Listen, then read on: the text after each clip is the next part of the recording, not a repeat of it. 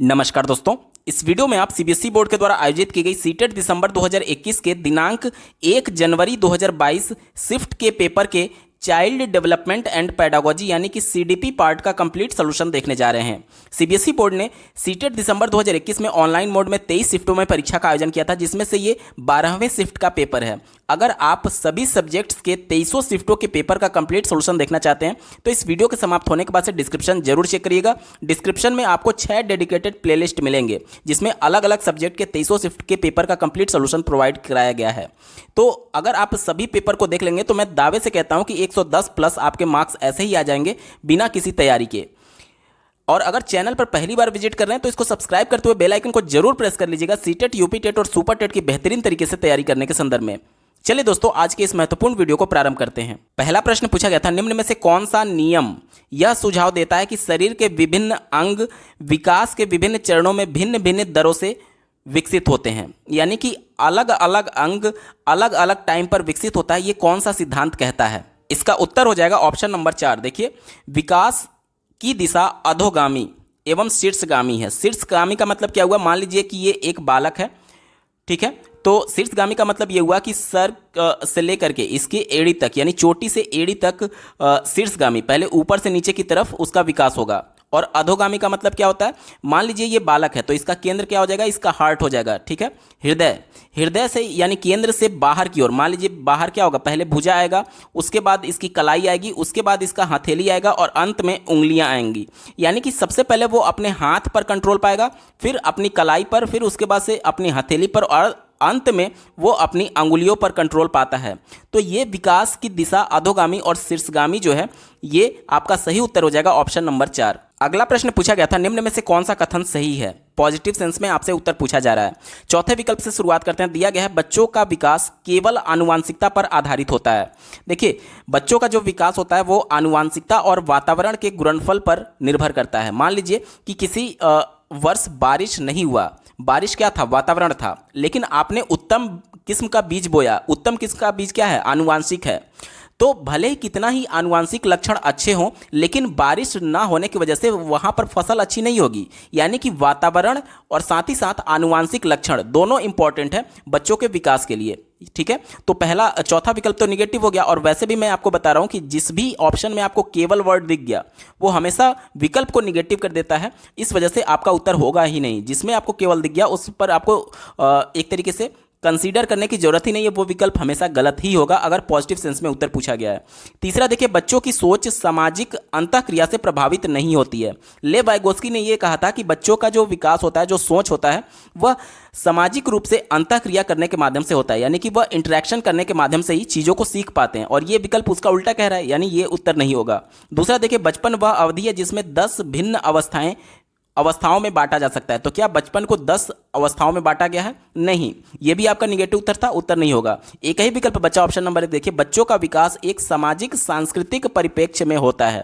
ले वाइगोस्की ने यही कहा था कि सामाजिक सांस्कृतिक अंतःक्रिया का सिद्धांत उनके द्वारा दिया गया कि बच्चे इंटरेक्शन करके ही सीखते हैं। बच्चों का जो विकास होगा वो अंतःक्रिया के माध्यम से ही होगा, सामाजिक सांस्कृतिक पृष्ठभूमि में। तो ऑप्शन नंबर 1 इसका सही जवाब हो जाएगा। अगला प्रश्न पूछा गया था, आनुवांशिक विन्यास के पूर्व निर्धारित रूप से प्रकट होने की प्रक्रिया क्या कहलाती है? देखिए, आनुवांशिक विन्यास का मतलब क्या हुआ और पूर्व निर्धारण का मतलब क्या हुआ? देखिए, आपके माता पिता से जो आपको प्रॉपर्टीज मिली है, जैसे कि आपका शारीरिक विकास आपके माता पिता से मिले आनुवांशिक गुणों पर निर्भर करेगा। आप लोग देखते होंगे कि जिनके माता पिता की हाइट थोड़ी कम रहती होगी, उनके बच्चों की भी हाइट रिस्पेक्टिवली उतनी ज़्यादा नहीं हो पाती है जितना अन्य बच्चों की होती है। या फिर किसी के माता पिता की हाइट बहुत अच्छी है, बहुत ज़्यादा है, तो उनके बच्चों की भी हाइट उन्हीं के अनुसार हाइट ज़्यादा होती है दूसरे बच्चों की तुलना में। तो शारीरिक विकास जो है वो कैसा है? वो आपके माता पिता पर से मिले गुणों पर निर्भर कर रहा है। तो ये तो पूर्व निर्धारित हो गया ना, कि मतलब आप पहले से डिफाइन कर सकते हैं कि आपका शारीरिक विकास किस हिसाब से होगा। तो वहीं कहा जा रहा है कि पूर्व निर्धारित रूप से प्रकट होना क्या कहलाता है? तो ये परिपक्वता कहलाता है कि आप जा करके मैच्योर हो जाएंगे शारीरिक विकास में या फिर किसी भी और एस्पेक्ट में अगर बात की जाए तो, ठीक है, क्योंकि विकास केवल एक आयाम में नहीं होता है, बहुत सारे आयाम में होते हैं। तो ये पहले से निर्धारित करना कि बच्चों की हाइट क्या रहेगी या फिर अन्य आयामों में, ये सभी पहले से निर्धारित करना, ये क्या कहलाएगा? परिपक्वता कहलाएगा। ऑप्शन नंबर 4 सही उत्तर है। अगला प्रश्न पूछा गया था, क्या समाजीकरण का प्राथमिक और क्या समाजीकरण का द्वितीयक कारक है? तो प्राथमिक में तो आपका कंफर्म हो गया कि परिवार ही आएगा। तो दिए गए विकल्प में देखिए एक ही ऑप्शन में केवल परिवार दिया गया, तो बाकी तो ऐसे ही आपके गलत हो जाएंगे, ठीक है। अगर परिवार प्राथमिक हो गया तो जाहिर सी बात है विद्यालय जो होगा वो द्वितीयक हो जाएगा, यानी ऑप्शन नंबर 1 इसका बिल्कुल सही जवाब है। अगला प्रश्न पूछा गया था, लॉरेंस कोहलबर्ग के अनुसार 7 से 8 वर्षीय बच्चों में नैतिक निर्णय लेने का आधार क्या होता है? तो लॉरेंस कोहलबर्ग ने जो नैतिक विकास का सिद्धांत दिया था, उन्होंने 3 चरण बताए थे। पहला चरण उनके द्वारा बताया गया था नैतिक पूर्व अवस्था, जब बच्चों में नैतिकता होती ही नहीं है, उसका आयु वर्ग क्या बताया था? 4 से 7 वर्ष बताया था। दूसरा उनके द्वारा अवस्था बताया गया था रूढ़िवादी नैतिक चरण, जिसमें उन्होंने आयु वर्ग बताया था 7 से 11 वर्ष। और तीसरा बताया था उत्तर रूढ़िवादी नैतिक चरण, जिसमें उन्होंने आयु वर्ग बताया था 11 से 15 या फिर 16 वर्ष तक।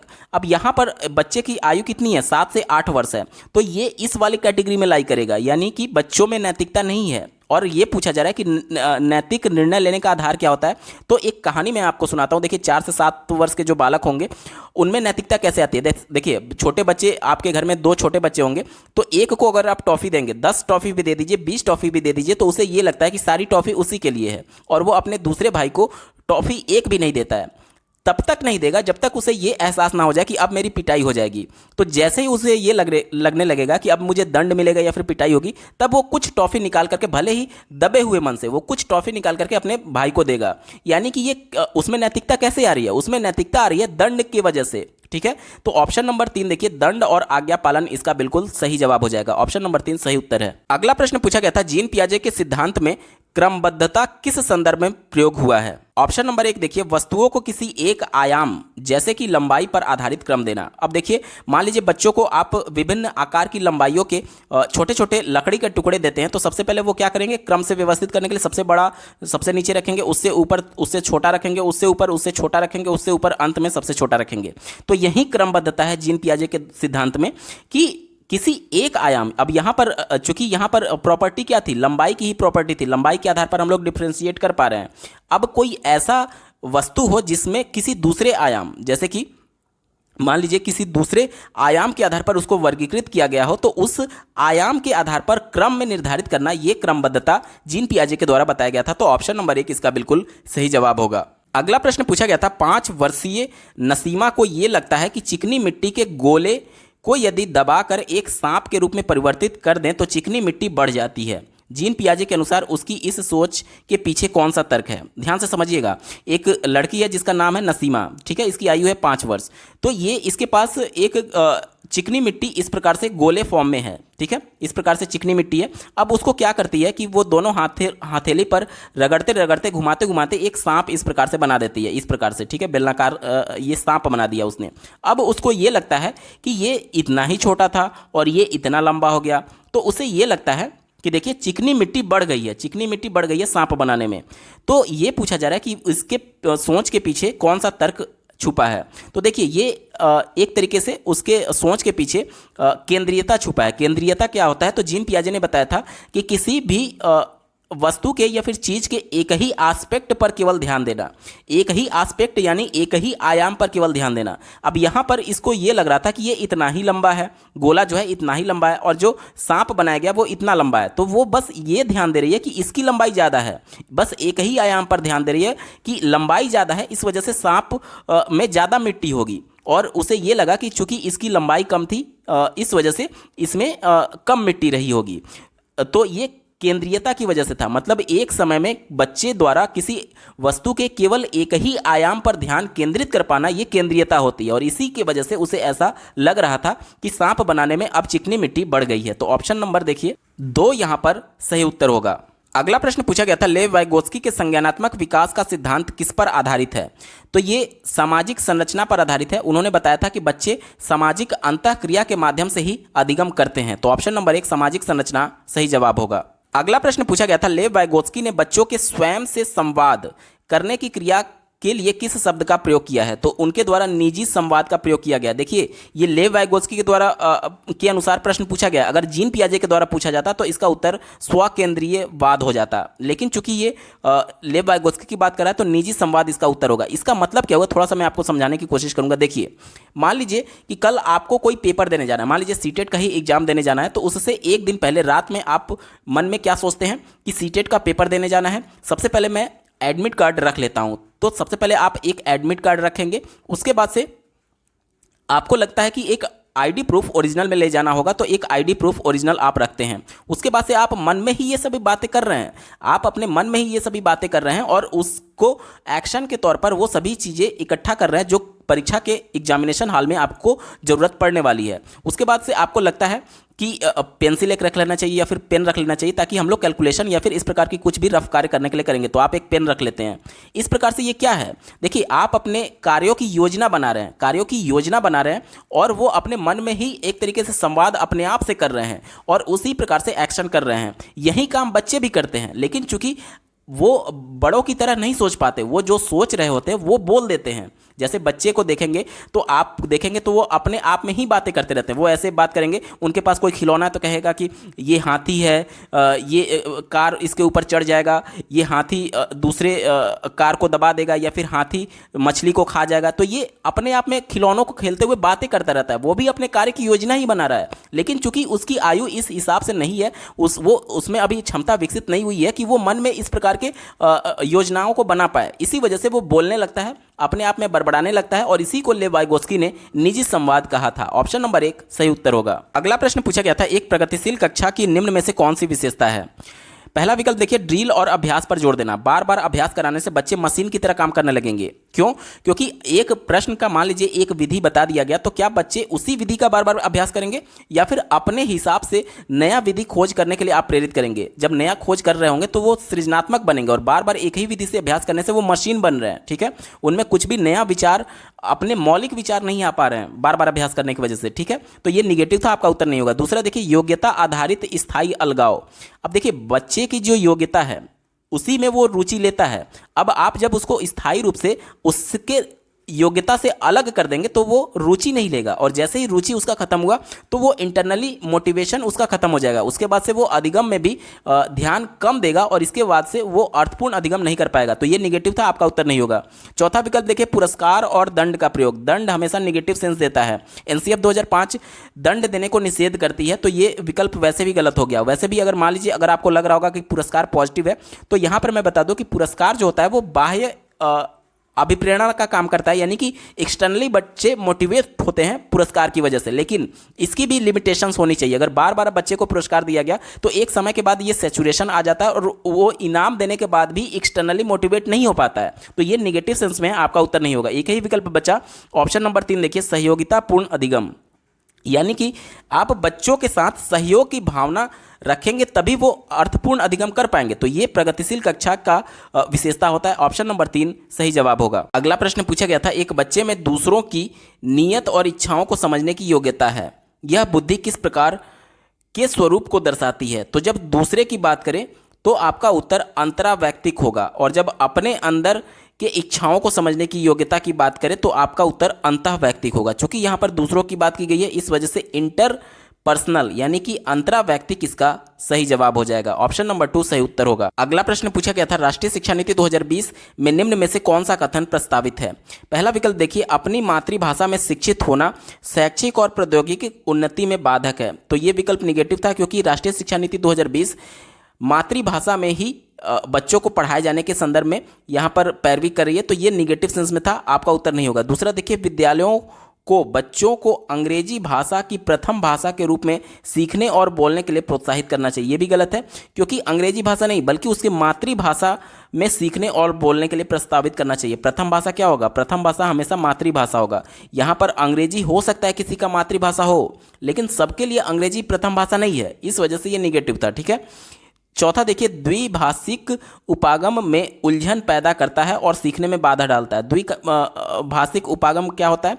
जिसमें 2 लैंग्वेज की बात की जाती है। अगर आज हम लोग बात करें उत्तर प्रदेश की, तो यहाँ पर हिंदी और अंग्रेजी 2 लैंग्वेज सिखाया जाता है। तो ये द्विभाषिक उपागम है। तो ये कह रहा है कि हिंदी सीखने के बाद से अंग्रेजी जब आप बच्चा सीखने जाता है तो उसमें बाधा उत्पन्न करती है, जबकि ये बाधा नहीं बल्कि उसको सहयोग करती है। क्योंकि ग्रामर ट्रांसलेशन मेथड में आपने देखा था कि जो शब्दों के अर्थ बच्चों को नहीं पता होते थे उसको मातृभाषा में ट्रांसलेट करके बताया जाता था। यानी कहीं ना कहीं हिंदी बच्चे को हेल्प कर रहा है अंग्रेजी सीखने में। और ये विकल्प क्या कह रहा है कि बाधा उत्पन्न कर रहा है, यानी नेगेटिव था, आपका उत्तर नहीं होगा। एक ही विकल्प बचा ऑप्शन नंबर 3। देखिए, बाल विद्यार्थियों के लिए बहुभाषी होने के उच्च संज्ञानात्मक लाभ हैं। बहुभाषी मतलब कि एक से ज़्यादा लैंग्वेजेस जानने के उसके उच्च संज्ञानात्मक लाभ हैं। ये बिल्कुल पॉजिटिव था। राष्ट्रीय शिक्षा नीति में बहुभाषिकता की तरफ बात की गई है। अभी तक हम लोग द्विभाषिक उपागम की बात कर रहे थे, लेकिन अब राष्ट्रीय शिक्षा नीति 2020 में 3 लैंग्वेज पर जोर देने की बात की गई, जिसमें एक तो आपका मदर टंग हो गया, दूसरा अंग्रेजी जो आप पढ़ते हैं, और तीसरा एक फॉरेन लैंग्वेज की बात की गई थी, फ्रेंच, जापानीज, चाइनीज। इसमें से कोई भी एक भाषा बच्चों को सिखाए जाने की, यानी बहुभाषिकता की तरफ इशारा कर रहा है। तो ऑप्शन नंबर 3 इसका बिल्कुल सही जवाब होगा। अगला प्रश्न पूछा गया था, जेंडर भूमिकाएं हैं। तो देखिए, जेंडर भूमिका के संदर्भ में इस प्रकार के 2 प्रश्न पूछे जाते हैं। जेंडर की बात करें या फिर सेक्स की बात करें, दोनों का मतलब हिंदी में लिंग होता है। लेकिन इस प्रकार के प्रश्नों को जब जेंडर और लिंग से संबंधित यानी सेक्स से संबंधित प्रश्न पूछे जाए तो इसका अंग्रेजी रूपांतरण एक बार आप जरूर देख लीजिएगा। देखिए, इस प्रश्न को अंग्रेजी में भी जेंडर लिखा गया है, लेकिन कई प्रश्न में यहाँ पर सेक्स लिखा रहता है, सेक्स रोल आर। तो देखिए, यहाँ पर दोनों का हिंदी मतलब तो लिंग ही होगा, लेकिन एक जगह जेंडर दिखेगा, एक जगह सेक्स दिखेगा। तो अगर आपका जेंडर दिख रहा है तो वो एक सामाजिक संरचना होगा। जब जेंडर दिखेगा तो वो सामाजिक संरचना होगा, और जब सेक्स दिखेगा तो वो एक बायोलॉजिकल संरचना होगा। अब बायोलॉजिकल का मतलब क्या हुआ? देखिए, जो सेक्स है कि लड़का है या फिर लड़की है, वो बायोलॉजिकल एस्पेक्ट के द्वारा तय होता है। ठीक है, वो जैविक क्रिया है, उसके द्वारा तय होता है कि लड़का है या फिर लड़की है। लेकिन अगर जेंडर की बात करें तो जेंडर रूढ़िवादिता आपके सिलेबस में है। आपने पढ़ा होगा कि ये समाज के द्वारा रूढ़िबद्ध अवधारणा बना लिया गया कि लड़के ये काम करेंगे और लड़कियां ये काम करेंगी।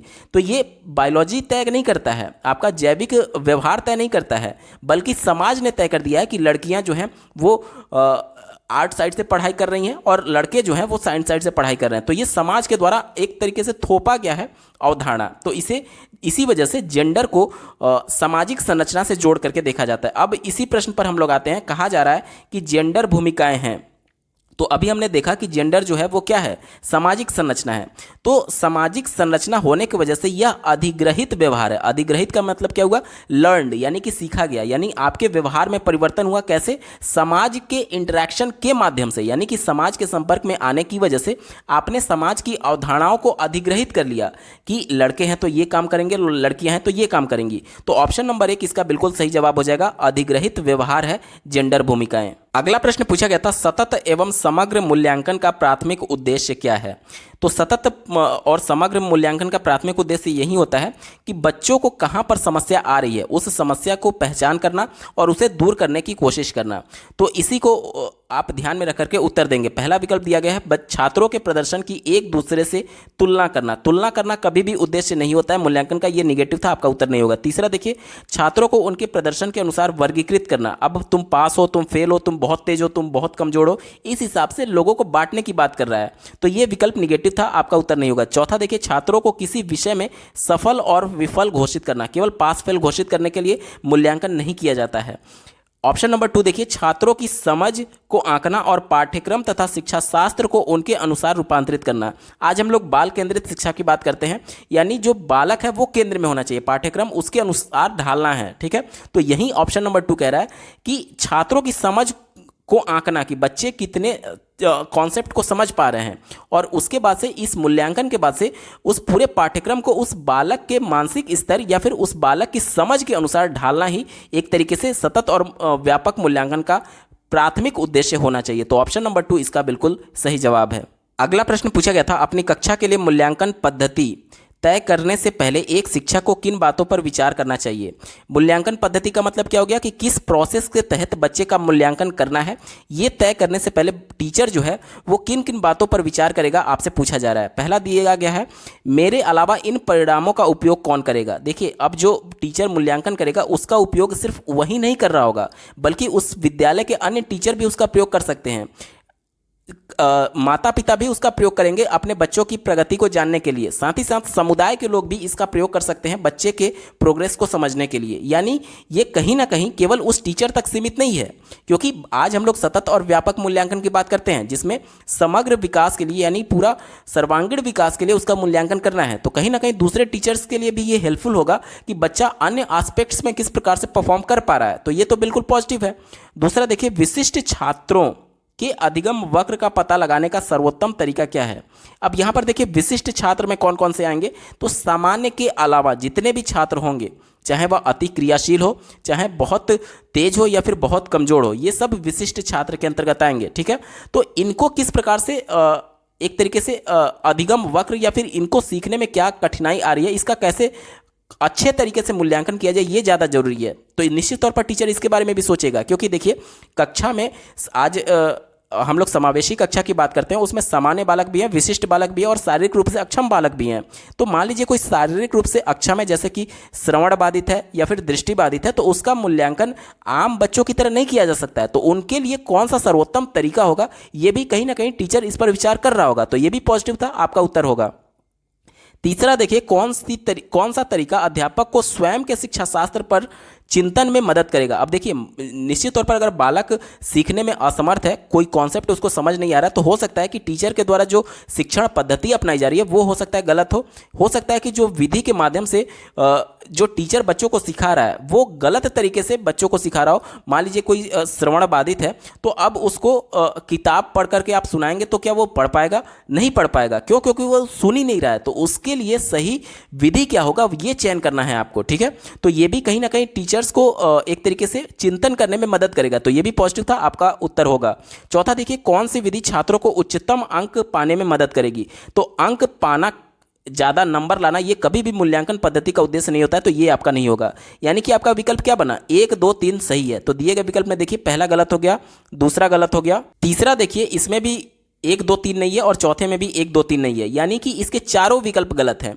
इसलिए सीबीएसई बोर्ड ने इस प्रश्न के सापेक्ष रिवाइज्ड आंसर की में 9 नंबर लिखा था। यानी सभी अभ्यर्थियों को इस प्रश्न के सापेक्ष कॉमन नंबर दिया गया था, क्योंकि इसके कोई भी विकल्प सही नहीं दिए गए हैं। अगला प्रश्न पूछा गया था, समावेशी शिक्षा से क्या अभिप्राय है। तो अभी हमने देखा समावेशी शिक्षा का मतलब ये होता है कि चाहे बच्चा शारीरिक रूप से अक्षम है, विशिष्ट है, सामान्य है या फिर किसी भी प्रकार की समस्या से क्यों ना जूझ रहा हो, जैसे डिसलेक्सिया हो गया, डिस्कैल्कुलिया हो गया, डिस्ग्राफिया हो गया, सभी को एक ही छत के नीचे एक ही कक्षा में पढ़ाना ही समावेशी शिक्षा है।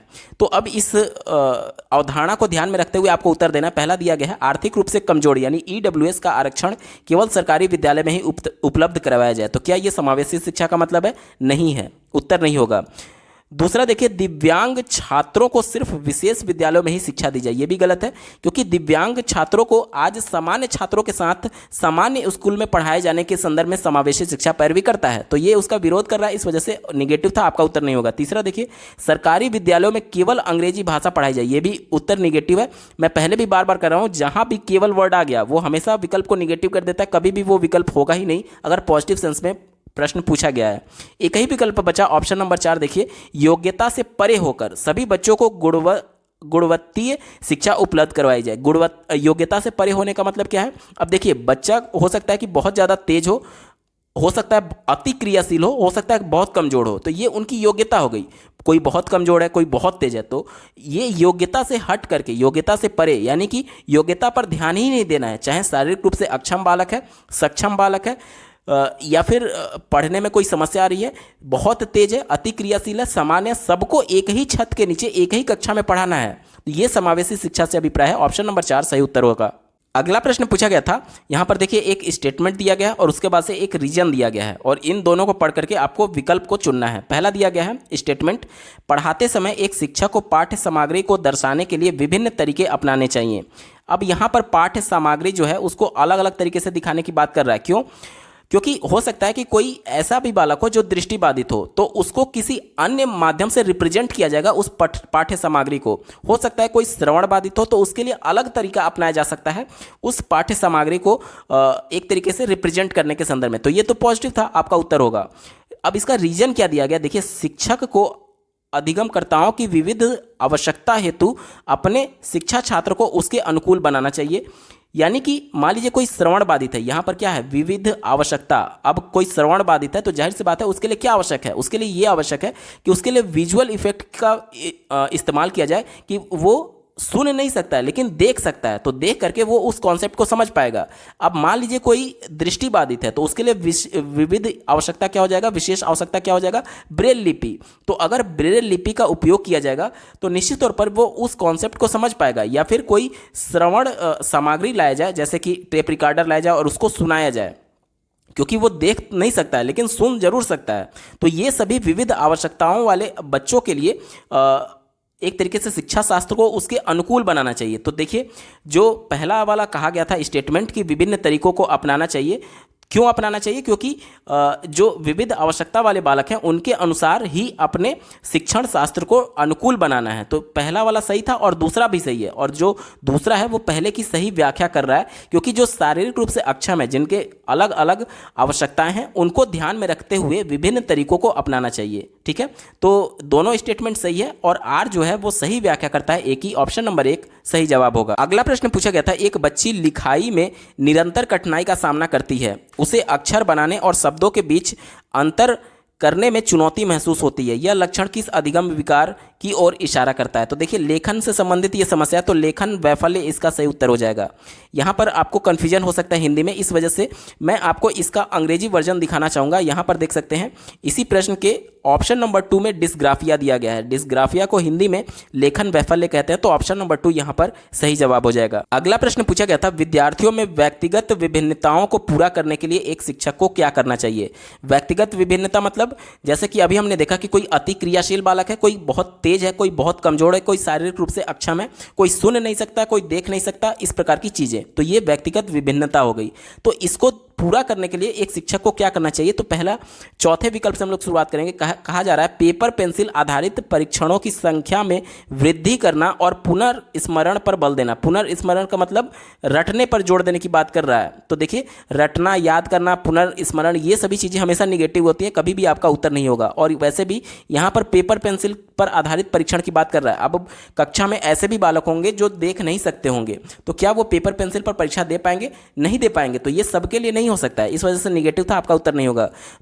तीसरा विकल्प देखिए, रटन आधारित अधिगम को निर्धारित करने के लिए एक रूप शिक्षा शास्त्र का इस्तेमाल करना और योगात्मक आकलन पर बल देना। देखिए, 2 प्रकार के आकलन होते हैं, एक योगात्मक और दूसरा रचनात्मक आकलन। योगात्मक का मतलब ये होता है कि सत्र के अंत में जो फाइनल आपकी परीक्षा होती है, वार्षिक परीक्षा, वो योगात्मक आकलन है। यानी कि साल भर के दौरान आपने क्या सीखा उसका एक ही बार आकलन किया जा रहा है। ये पद्धति गलत है। राष्ट्रीय शिक्षा नीति 2020 ये कहती है कि योगात्मक आकलन की जगह पर रचनात्मक आकलन होना चाहिए। रचनात्मक आकलन क्या है? तो एक कॉन्सेप्ट पढ़ाने या फिर एक चैप्टर पढ़ाने के बाद से बच्चे का आकलन होना चाहिए कि उस पर्टिकुलर संप्रत्यय या फिर उस पर्टिकुलर चैप्टर में कहीं बच्चे को समस्या तो नहीं है। तो जब चैप्टर वाइज या फिर कॉन्सेप्ट वाइज बार बार उसका आकलन होगा तो वो ऐसा कोई भी समस्या नहीं होगा जिसे वो हैंडल ना कर पाए वो बच्चा, क्योंकि उसका पढ़ाई के दौरान ही उसका आकलन हो रहा है, अंत में आकलन नहीं हो रहा है। जब अंत में आकलन होगा तो बीच बीच में उसको कई सारे डाउट्स हो सकते हैं, लेकिन अगर प्रत्येक कॉन्सेप्ट के बाद उसका आकलन किया जाए तो वो उस डाउट को भी दूर किया जा सकता है। अगर उसको डाउट रह गया तो निश्चित तौर पर उस आकलन के बाद टीचर को पता चल जाएगा कि हाँ, बच्चे को कॉन्सेप्ट समझ नहीं आया है, तो अगली बार वो कक्षा में फिर से उस बच्चे को कॉन्सेप्ट बताएगा, और जब तक बताता रहेगा जब तक कि वो उस कॉन्सेप्ट को ना सीख जाए, और उसके बाद वो आगे बढ़ेगा। तो ये एक तरीके से योगात्मक आकलन ना होकर के रचनात्मक आकलन होना चाहिए, इस वजह से ये निगेटिव था, आपका उत्तर नहीं होगा। और वैसे भी रटने की बात कर रहा है तो ये निगेटिव ही था। पहला विकल्प देखिए, मानकीकृत पद्धतियों और आकलन के तरीकों का उपयोग करना चाहिए। मानकीकृत मतलब स्टैंडर्ड की बात की जा रही है। अब देखिए, यहाँ पर समावेशी कक्षा है, इस वजह से इसमें शारीरिक रूप से अक्षम बालक भी हैं, बहुत तेज भी हैं, बहुत कमजोर भी हैं। तो क्या ये संभव है कि सबके लिए एक स्टैंडर्ड परीक्षा ली जाए? अगर स्टैंडर्ड परीक्षा पेपर पेंसिल पर लिया जाए तो फिर दृष्टिबाधित वाला बालक परीक्षा कैसे देगा? तो इस वजह से ये निगेटिव था, आपका उत्तर नहीं होगा। एक ही विकल्प बचा, ऑप्शन नंबर 2 देखिए, शिक्षा शास्त्रीय उपागमों और मूल्यांकन के विविध साधनों का उपयोग करना चाहिए। विविध साधन मतलब देखिए, अब बच्चा पेपर पेंसिल पर परीक्षा नहीं दे पा रहा है इस वजह से क्योंकि वो देख नहीं सकता है, लेकिन इसका मतलब ये कतई भी नहीं है कि उसका अधिगम नहीं हुआ है। निश्चित तौर पर बच्चा कितना सीखा है इसका मूल्यांकन होना चाहिए, ना कि इस बात का मूल्यांकन होना चाहिए कि बच्चा परीक्षा कैसे दे रहा है। तो बच्चा कितना सीखा है ये जानने के लिए उस बच्चे के अनुकूल परीक्षण को बनाना होगा। तो यही ऑप्शन नंबर 2 कह रहा है कि शिक्षाशास्त्रीय उपागम और मूल्यांकन के विविध साधनों का उपयोग करना चाहिए, यानी जिसमें बच्चा कंफर्टेबल है, जिस माध्यम से आकलन के लिए कंफर्टेबल है, उसी विविध साधनों का उपयोग करना चाहिए। ऑप्शन नंबर 2 सही उत्तर होगा। अगला प्रश्न पूछा गया था, निम्न में से कौन सा सृजनात्मकता का अनिवार्य लक्षण है? तो इसका उत्तर हो जाएगा ऑप्शन नंबर 1 अपसारी चिंतन। अपसारी चिंतन सृजनात्मकता के लिए अनिवार्य है। देखिए, अपसारी और अपसारी में बहुत से अभ्यर्थियों को कन्फ्यूजन होता है। अपसारी का मतलब ये होता है कि एक समस्या को अलग अलग तरीकों से हल करने की कोशिश करना। जैसे मान लीजिए ये समस्या है तो बहुत सारे तरीके हो सकते हैं इस प्रॉब्लम को सॉल्व करने के लिए, तो ये अपसारी होगा। और मान लीजिए एक समस्या है जिसका एक ही विधि के माध्यम से इस प्रश्न पर आकर के केंद्रित हो जाता है इसका सॉल्यूशन, तो ये अपसारी होगा। देखिए यहाँ पर अप पहला वर्ड आया हुआ है, तो अप का मतलब एरो जो है वो बाहर की तरफ है, ऊपर की तरफ है, ठीक है। तो ये अपसारी चिंतन होगा और यही अनिवार्य होता है सृजनात्मकता के लिए। तो ऑप्शन नंबर 1 इसका बिल्कुल सही जवाब होगा। अगला प्रश्न पूछा गया था, छोटे बच्चे ज्ञान की संरचना और अर्थ किस प्रकार निकालते हैं? पहला देखिए, सक्रिय अन्वेषण द्वारा। अन्वेषण मतलब कि खोज करना। बच्चे अपने ज्ञान की संरचना स्वयं करते हैं, यानी खोज करके अपने ज्ञान की संरचना करते हैं। ये पॉजिटिव था, आपका उत्तर होगा। दूसरा देखिए, खेल द्वारा। प्राइमरी स्तर के बच्चों को खेल के माध्यम से ही सिखाया जाता है, तो ये भी सही था। तीसरा देखिए, पदार्थों पर क्रिया और प्रयोग के द्वारा।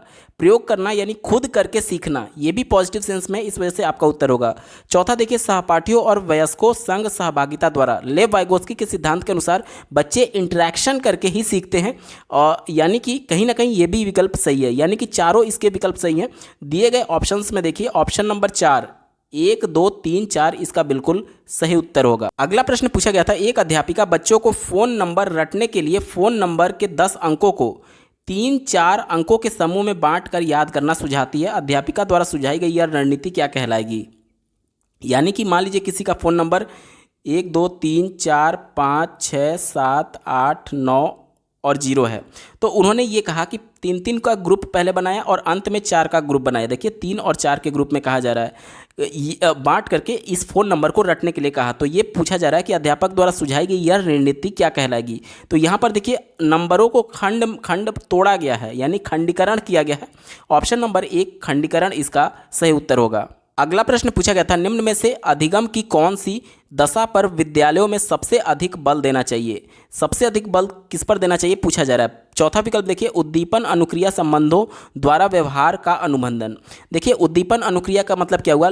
पावलाव के द्वारा जो प्रयोग किया गया था कुत्ते पर कि भोजन दिखा करके उसके मुंह से लार टपक रहा था और धीरे धीरे उसने भोजन को हटाते गए और भोजन दिखाने से पहले घंटी बजाने लगे थे, और कुछ समय बाद भोजन को दिखाया ही नहीं, सिर्फ घंटी बजाए तो भी वह मुंह से लार टपका रहा था। यानी कि ये कहा जा रहा है कि किसी व्यवहार का अनुबंधन एक ऐसी क्रिया से कर दिया जाए जिसको दिखाने के बाद से बच्चे अधिगम कर पाएँ। तो क्या ये सही होगा? नहीं सही होगा। क्यों नहीं सही होगा? क्योंकि बार बार बच्चे को इस प्रकार का व्यवहार करने के लिए, यानी अधिगम करने के लिए, सीखने के लिए कुछ ना कुछ इस प्रकार का उद्दीपन करना होगा, कुछ घंटी बजाना होगा, कुछ पुरस्कार देना होगा, ये सब चीज़ें करनी होंगी। तो ये निगेटिव सेंस है, आपका उत्तर नहीं होगा, क्योंकि हर एक नया चीज़ सिखाने के लिए बच्चों को किसी उद्दीपन के संपर्क में नहीं लाया जा सकता, ये पॉसिबल ही नहीं है। तो निगेटिव था, आपका उत्तर नहीं होगा। तीसरा देखिए, दूसरों को निष्क्रिय अनुकरण करके। निष्क्रिय अनुकरण मतलब कि एक बच्चा अगर है तो उसको आंख बंद करके बिल्कुल उसी को फॉलो करते जा रहे हैं अंधभक्त की तरह, तो ये बिल्कुल ही निगेटिव है। बच्चा यहाँ पर एक्टिव पार्टिसिपेट करता है किसी भी अधिगम प्रक्रिया में, यहाँ पर निष्क्रिय नहीं हो सकता। तो ये आपका निगेटिव था, उत्तर नहीं होगा। दूसरा देखिए, विषय वस्तु को रटना। जहाँ भी रटना याद करना आ गया वो हमेशा गलत ही होगा। एक ही विकल्प बचा ऑप्शन नंबर 1 परिवेश से सहभागिता। सहभागिता मतलब कि उसके साथ एक्टिवली पार्टिसिपेट करने की बात की जा रही है और कौशलों और ज्ञान का अर्जन करना, ये सबसे ज़्यादा पॉजिटिव था, यही आपका उत्तर हो जाएगा। ऑप्शन नंबर 1 सही जवाब है। अगला प्रश्न पूछा गया था, निम्न में से कौन सा युग्म सामाजिक संरचना उपागम के अनुसार बच्चों के पढ़ने को सुसाध्य करता है? सामाजिक संरचनात्मक उपागम के अनुसार आपको उत्तर देना है, ठीक है।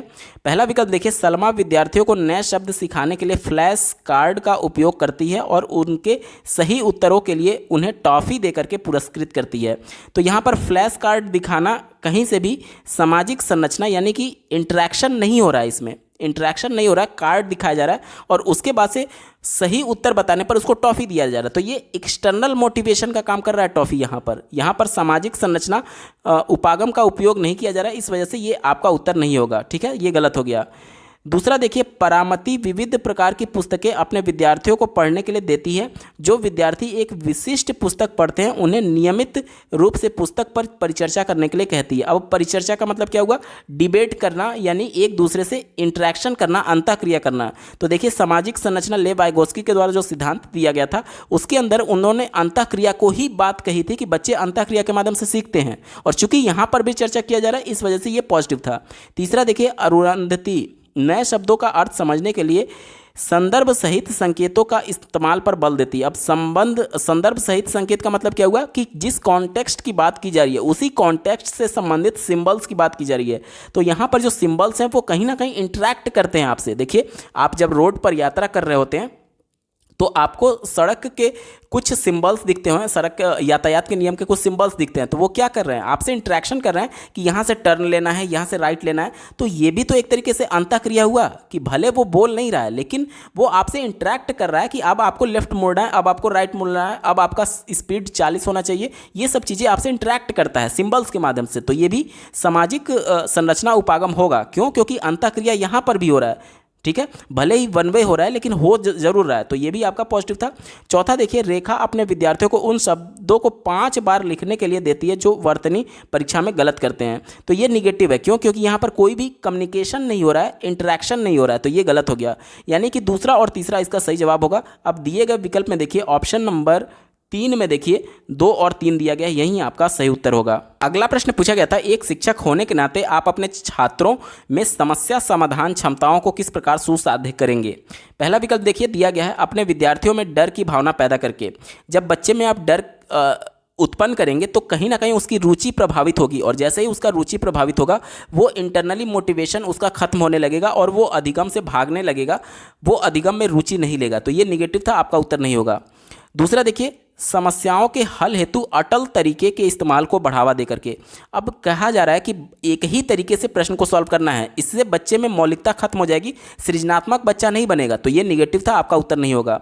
चौथा देखिए, निष्क्रिय रटन पद्धतियों के इस्तेमाल को बढ़ावा देकर के। रटना, याद करना, ये सभी चीज़ें हमेशा निगेटिव होती हैं और वो भी निष्क्रिय कह रहा है। यानी कि देखिए, एक्टिव पार्टिसिपेशन होना चाहिए प्रगतिशील कक्षा में, और ये निगेटिव सेंस दे रहा है कि यानी कि बच्चे एक्टिव हैं ही नहीं। तो ये तो दोनों तरफ से निगेटिव हो गया। एक तो बच्चे एक्टिव नहीं है, ऊपर से रटने पर जोर दे रहा है, तो ये तो बिल्कुल ही निगेटिव था। एक ही विकल्प बचा ऑप्शन नंबर 3 देखिए, समरूपों के इस्तेमाल को बढ़ावा देकर के। समरूप कहने का मतलब कि एक प्रश्न को अलग अलग कितने तरीकों से सॉल्व किया जा सकता है, यानी अलग अलग तरीकों के माध्यम से सॉल्व करने की बात की जा रही है। तो ये तो सबसे ज़्यादा पॉजिटिव था, क्योंकि समस्या समाधान के यहाँ पर देख सकते हैं समस्या समाधान कैसे होगा, जब अलग अलग तरीकों से आप उस पर एनालिसिस कर रहे होंगे, सोच विचार कर रहे होंगे। तो ऑप्शन नंबर 3 इसका बिल्कुल सही उत्तर होगा। अगला प्रश्न पूछा गया था, निम्नलिखित में से कौन सा सार्थक अधिगम को सुसाध्य करेगा? सार्थक अधिगम मतलब कि अर्थपूर्ण अधिगम। ठीक है, तो चौथा विकल्प देखिए, शिक्षक द्वारा श्यामपट्ट पर लिखे गए उत्तरों का नकल करना।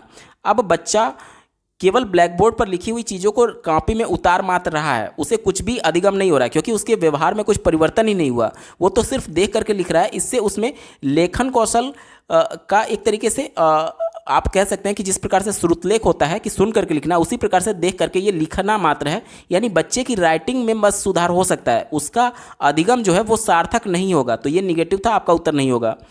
तीसरा देखिए, रट्टा मार सीखने को प्रोत्साहित करना। मैं बार बार कह रहा हूँ, जहाँ पर भी रटना याद करने जैसे शब्द आ जाएंगे वो हमेशा निगेटिव ही होगा। पहला देखिए, कक्षा में संदर्भ रहित अधिगम। संदर्भ रहित अधिगम मतलब कि मान लीजिए कि आम के बारे में मैं आपको पढ़ा रहा हूँ, तो उससे कॉन्टेक्स्ट यानी आम हो गया, संदर्भ क्या है? आम है। तो अब उससे जुड़ा हुआ ही तो बातें मैं आपको बताऊंगा, या फिर आम को अगर मैं पढ़ा रहा हूं तो आपको सेब के बारे में थोड़ी बताऊंगा। तो वहीं कहा जा रहा है कि संदर्भ रहित अधिगम, यानी कि जिस बारे में आप बता रहे हैं उसके अलावा किसी दूसरे टॉपिक के संदर्भ में अधिगम को बढ़ावा देना चाहिए। ये तो निगेटिव हो गया ना, कि जिस कॉन्टेक्स्ट के बारे में आप पढ़ा रहे हैं उसी से संबंधित तथ्य तो बताएंगे, उससे अलग थोड़ी बताएंगे। ये अलग बताने की बात कर रहा है, इस वजह से ये निगेटिव था, आपका उत्तर नहीं होगा। एक ही ऑप्शन बचा देखिए, एक समस्या पर विविध तरीकों से विचार करने के लिए प्रोत्साहित करना, ये आपका सार्थक अधिगम के लिए सबसे उपयुक्त होगा। क्यों? क्योंकि जितने अलग अलग तरीकों से आप विधियों का प्रयोग कर रहे होंगे समस्या का समाधान करने के लिए, उससे बच्चे और अच्छी तरीके से सीखेंगे और मौलिक तरीके से नए नए विचारों के माध्यम से वो बच्चे सीख सकते हैं। तो जिनका मान लीजिए किसी बच्चे का एक डाउट रह गया, तो दूसरी विधि से जब आप बताएंगे तो उसका वो डाउट क्लियर हो सकता है। या फिर बहुत से ऐसे बच्चे होंगे जो कि एक विधि में कंफर्टेबल नहीं है, दूसरी विधि में कंफर्टेबल नहीं है, तो जितनी ज़्यादा विधियां अपनाई जाएंगी सबके लिए आसान हो जाएगा चीज़ों को समझना। तो ये सबसे ज़्यादा अप्रोप्रिएट था, यही आपका सही उत्तर होगा। अगला प्रश्न पूछा गया था, अगर विद्यार्थी अपने कार्य की सफलता को आंतरिक कारणों पर आरोपित करते हैं तो उनमें किसकी भावना उत्पन्न होगी? तो देखिए, वो बच्चा अपनी सफलता को ये मान रहा है कि मेरी वजह से, आंतरिक कारण की वजह से, यानी मेरे वजह से मैं सफल हुआ हूँ, तो वो अपने ऊपर क्या करेगा? गर्व करेगा। अब जब वो सफल हुआ है तो शर्म तो करेगा नहीं, गुस्सा उसको आएगा नहीं और उत्कंठा होगा नहीं, गर्व ही बचा। एक ही ऑप्शन आपका सही हो जाएगा, ऑप्शन नंबर 3। अगला प्रश्न पूछा गया था, शिक्षा के प्राथमिक स्तर पर बहुसंवेदनीय उपागम के इस्तेमाल को प्रोत्साहित करना चाहिए क्योंकि। तो यहाँ पर देखिए, बहुसंवेदनीय उपागम को अंग्रेजी में मल्टी सेंसरी अप्रोच कहते हैं, ठीक है।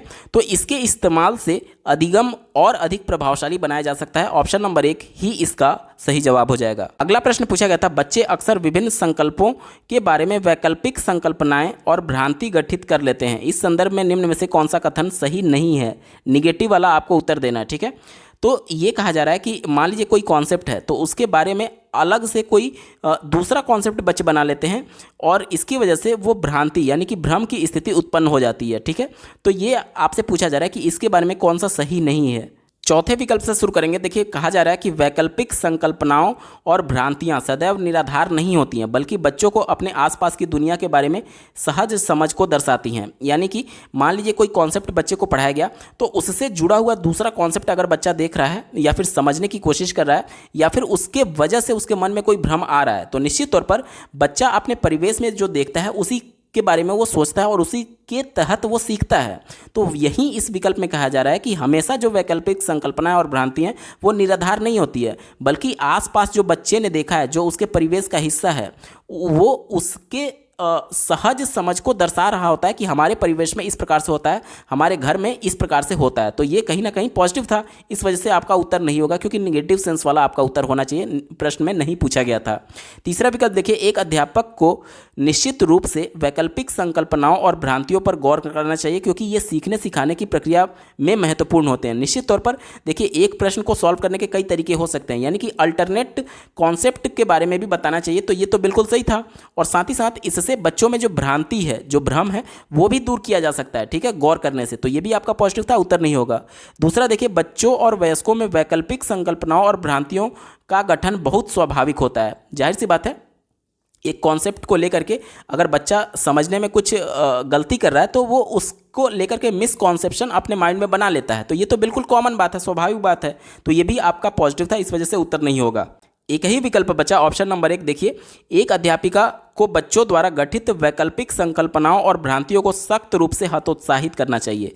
अब बच्चे को आप डीमोटिवेट कर रहे हैं कि अल्टरनेट कोई कॉन्सेप्ट अपने माइंड में ना बनाएं। अगर इस प्रकार से आप बच्चे को हतोत्साहित करेंगे तो बच्चा कोई नया चीज़ सोचेगा ही नहीं, वो डर जाएगा कि अगर मैं कुछ इसका अल्टरनेट कुछ सोचूंगा या फिर कुछ प्रश्न पूछूंगा टीचर से तो मुझे डांट पड़ेगी। तो ये बच्चे को हतोत्साहित नहीं करना है, बल्कि प्रोत्साहित करना है कि वैकल्पिक संकल्पना और भ्रांति के बारे में अगर वो इस प्रकार का विचार विमर्श करते हैं तो निश्चित तौर पर वो उनकी समझ को दर्शाता है कि बच्चे कॉन्सेप्ट को समझ पा रहे हैं या नहीं। तो ये तो एक तरीके से बच्चों के लिए फेवरेबल था, और ये विकल्प कह रहा है कि उसको हतोत्साहित करना चाहिए। तो ये ही सबसे ज़्यादा निगेटिव है, और यही आपका उत्तर हो जाएगा, क्योंकि प्रश्न में निगेटिव सेंस में ही पूछा गया था। ऑप्शन नंबर 1 सही जवाब होगा। दोस्तों, हम लोग पेपर के बिल्कुल अंतिम पड़ाव में आ चुके हैं। अभी तक का ये वीडियो आपको कैसा लगा कमेंट के माध्यम से जरूर बताइएगा, क्योंकि आपका एक कमेंट मुझे मोटिवेट करेगा ऐसे ही महत्वपूर्ण वीडियो लाने के संदर्भ में।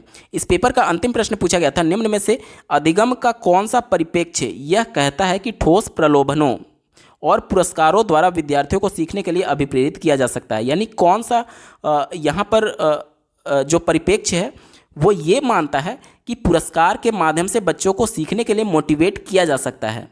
तो इसका उत्तर हो जाएगा ऑप्शन नंबर 2 व्यवहारात्मक। व्यवहारात्मक परिप्रेक्ष्य ये मानता है कि बच्चों को इनाम दे करके उनको मोटिवेट किया जा सकता है अधिगम के लिए। तो ऑप्शन नंबर 2 सही जवाब है। दोस्तों ये पेपर पूरा सॉल्व हो चुका है। आपको ये वीडियो कैसा लगा कमेंट के माध्यम से जरूर बताइएगा। साथ ही सीटेट दिसंबर 2021 के 2300 शिफ्टों के पेपर का कंप्लीट सॉल्यूशन देखने के लिए इस वीडियो का डिस्क्रिप्शन जरूर चेक करिएगा। इस वीडियो को देखने के लिए आपका बहुत बहुत धन्यवाद। भगवान करे आपका दिन शुभ हो।